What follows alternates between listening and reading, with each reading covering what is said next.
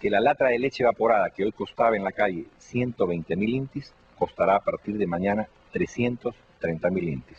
El kilo de azúcar blanca, que solo se conseguía a 150.000 intis, costará a partir de mañana 300.000 intis.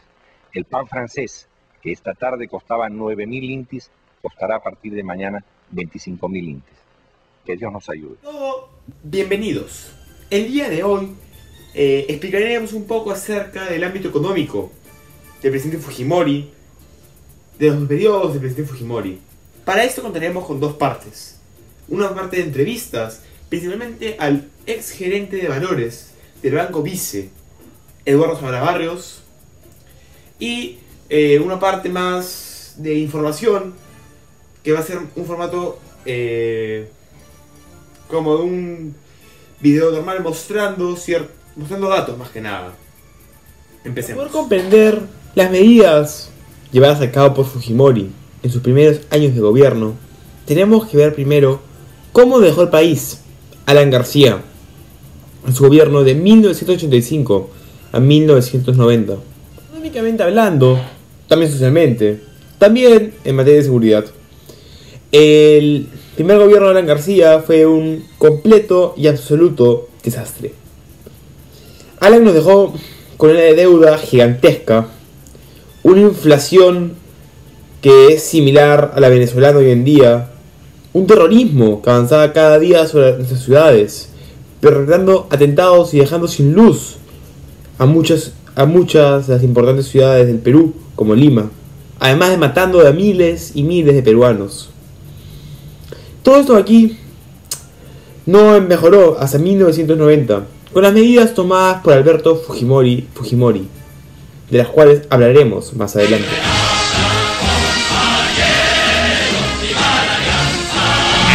Apresúrese, haga su cola desde temprano, que la leche MUC en Hiperinflación García está a solo Alan García. Garantía de precios más altos, siempre. Siempre precios más altos, Alan García. Día a día, hora a hora, minuto a minuto, suben los precios. Alan trabajando por los pobres. Si quieres hacer dieta, vota por Alan. Ya volvemos. Recuerdo que existían en el BCR 80 toneladas de papel moneda que equivalían a 8 nuevos soles. Más propiamente de frente a la inflación. Como habíamos visto antes, en un año y 2 días se pasó de un billete normal de 10 intis a uno de 50.000 intis. Y ejemplos como esos debe haber cientos. Por ejemplo, ese billete de 100 intis fue emitido el 26 de julio de 1987. Ah, perdón, no fue un año, fueron 2. Ah, sí. Ya. Este billete y ese billete son contemporáneos, son del mismo año. Es como un billete de 100 soles y 10 soles ahorita. Y este billete es de un año después. A su vez, este es un billete de 500 intis, que es del año 1987, del 26 de junio. Parece que todos estos años de fecha. Entonces, entre 500 intis y 50.000 intis pasó un año. Entre 10 intis y 50.000 intis pasó un año. Después de esto no fue la parte más fea de la inflación. Eso solamente fue hasta el año 1988. El peor de la inflación fue hasta el año 1990. El punto más álgido de la inflación se dio cuando llegó el espeluznante billete de 5 y 1 millón de intis. Esto fue aproximadamente en el año 89, 88. Y para que se den cuenta de lo poco que valía la moneda, en el 90, cuando se dio el cambio monetario del INTI al sol, esos 5 millones se convirtieron en 5 soles. No puedo comprar nada con 5 soles. Y eso eran 5 millones de INTIs hace casi 30 años. Imagínense ahora. Anteriormente. Esto quiere decir que estos billetes inclusive se devaluaron aún más. Hubieron billetes de mayor denominación de estos. Por eso es que se tuvo que pasar al INTI millón y después al nuevo sol con la terapia de shock para arreglar la economía. Pero claro, la inflación... Bueno, yo no tengo más billetes distintos a estos, pero... La inflación llegó, como habíamos dicho anteriormente, a un 7.649%. Como habíamos visto en el comercial anterior, los precios subían cada día. Y como dijo Jaime Bailey, si quieres hacer dieta, vota por Alan García. Porque la comida escaseaba.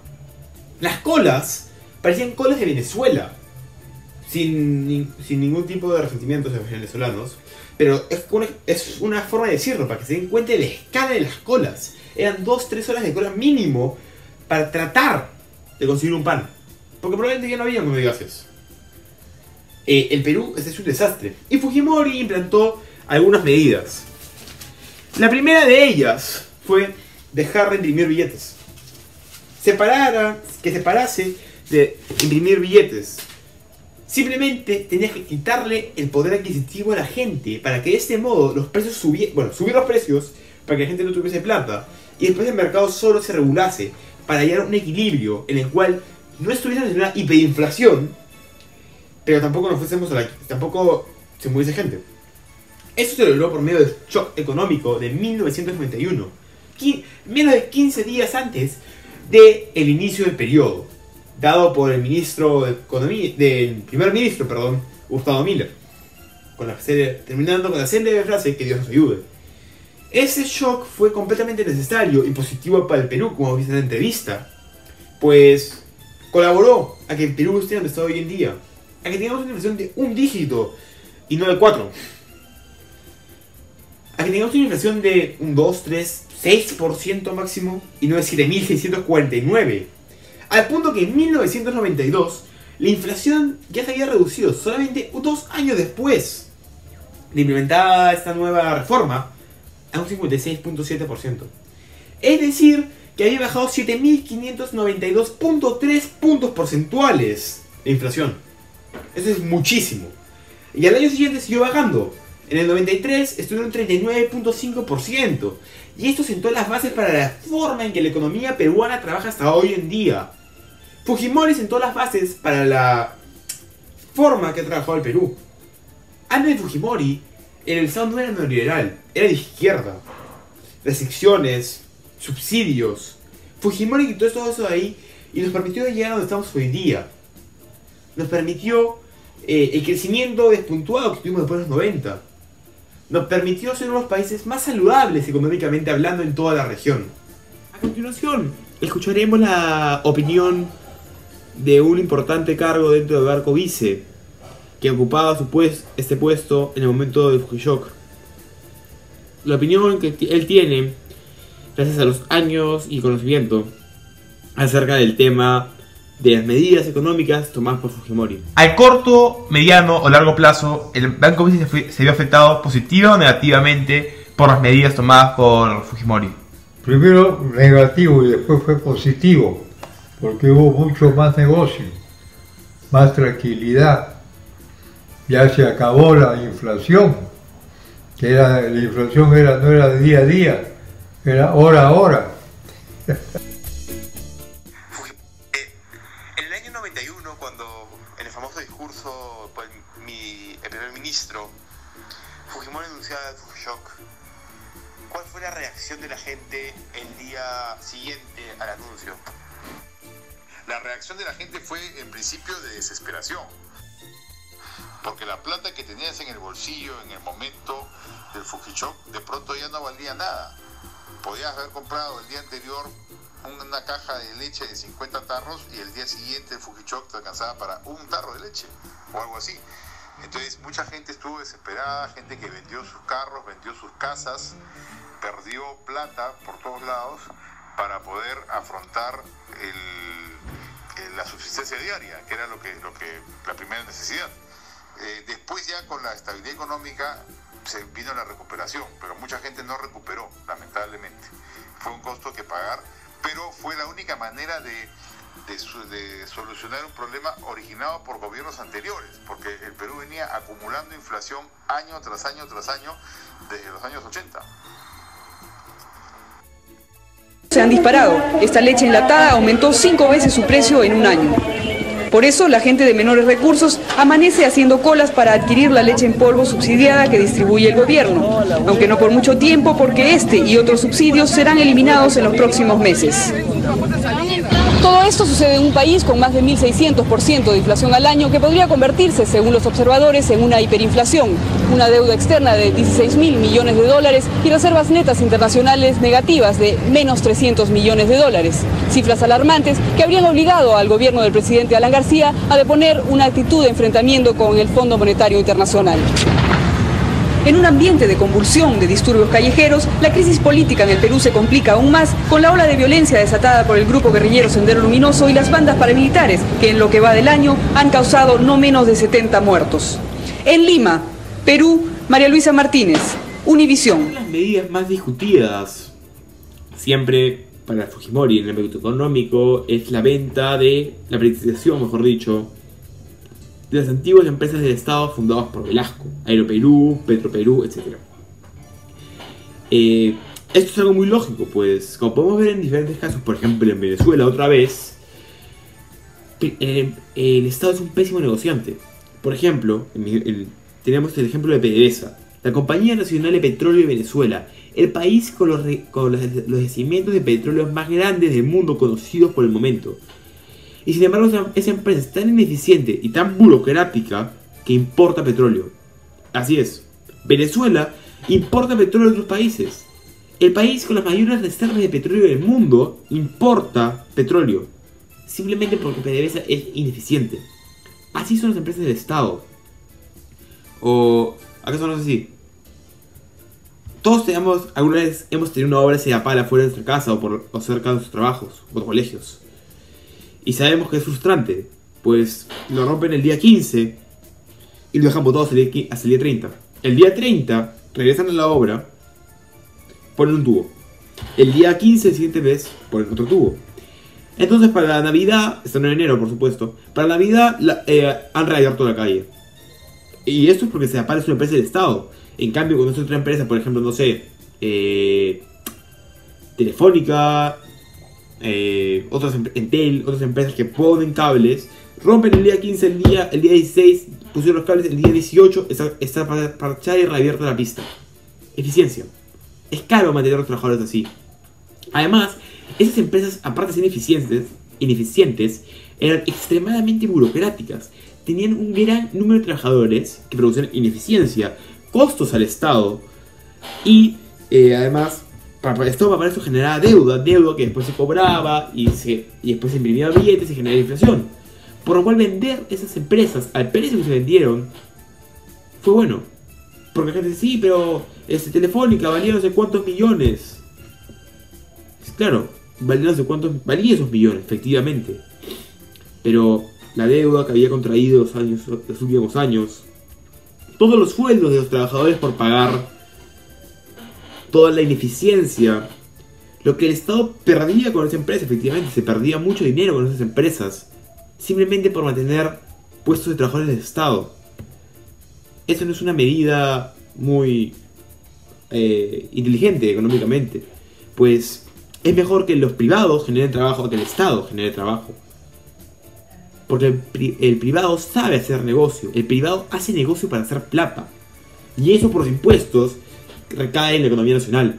Sin embargo, el Estado no está para hacer negocios, el Estado está para recaudar impuestos, hacer obras y mantener el orden. Entonces para el Estado no es una prioridad la eficiencia, por una empresa privada sí. Entonces las empresas, en vez de sumar a la economía nacional, empeoraban. Encima eran burocráticas y paralizaban la ciudad, causando aún más repugnamiento económico. Sabemos que las empresas nacionales no funcionan, las empresas estatales, perdón.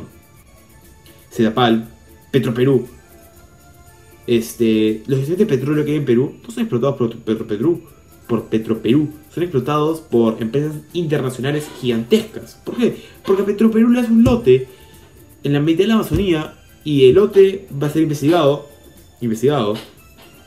por 10 años. Dentro de 15 años se va a empezar a construir infraestructura. Cuando se acabe de construir dentro de 40, se va a comenzar a contratar a los trabajadores. Dentro de 45 años, recién se va a comenzar a capacitar a la gente. Y dentro de 50, probablemente recién se empiece a explotar el petróleo a un ritmo muy lento, y en el cual dentro de 4 meses probablemente la planta explote y se genere un desastre natural. Bueno, un desastre ecológico, perdón. Por eso es que las empresas de Estado son eficientes. Tenemos ejemplos: Petroperú, Sedapal, PDVSA en Venezuela, que son ineficientes. El Estado no es un buen negociante, el Estado no es bueno para hacer negocios. Ya estamos llegando al final de este video, simplemente porque los 10 años de gobierno Fujimori han sido tantas cosas económicamente que no alcanzaría un solo video para hablar de ellos. Por ejemplo, tenemos el hecho de la inversión en la educación, con la construcción de más de 59.000 aulas, con colegios que siguen de pie hoy en día. Tenemos por ejemplo, no sé, el hecho del control de la deuda. Tenemos el hecho de haber cambiado totalmente el sistema, de pasar de un sistema de izquierda a un sistema neoliberal. Tenemos el hecho de haber recuperado la confianza de los inversores. Tenemos tantas acciones tomadas por Fujimori que han colaborado a cómo está el Perú hoy en día económicamente. Por ejemplo, vencer el terrorismo. Aunque muchos digan que no fue él, fue el GEIN. Efectivamente fue el GEIN, pero el GEIN es parte del gobierno. Y por ende fue gracias a Fujimori.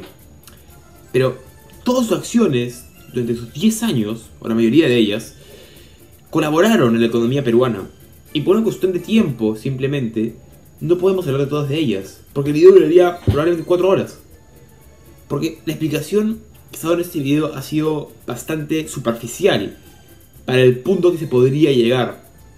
Para poder hacer un muy buen video profundizando, tiene que ser un video entero sobre Fujishock. Probablemente 4 videos sobre la inflación, 2 sobre las penetraciones de empresas, y así por todo lo que hizo Fujimori. Por esto, quisiera dejar el video acá. Espero que lo hayan disfrutado. Y si quieren ver las entrevistas que no hemos usado, porque tenemos todavía unas cuantas escenas, estarán en un video en el canal. Podemos vivir mejor.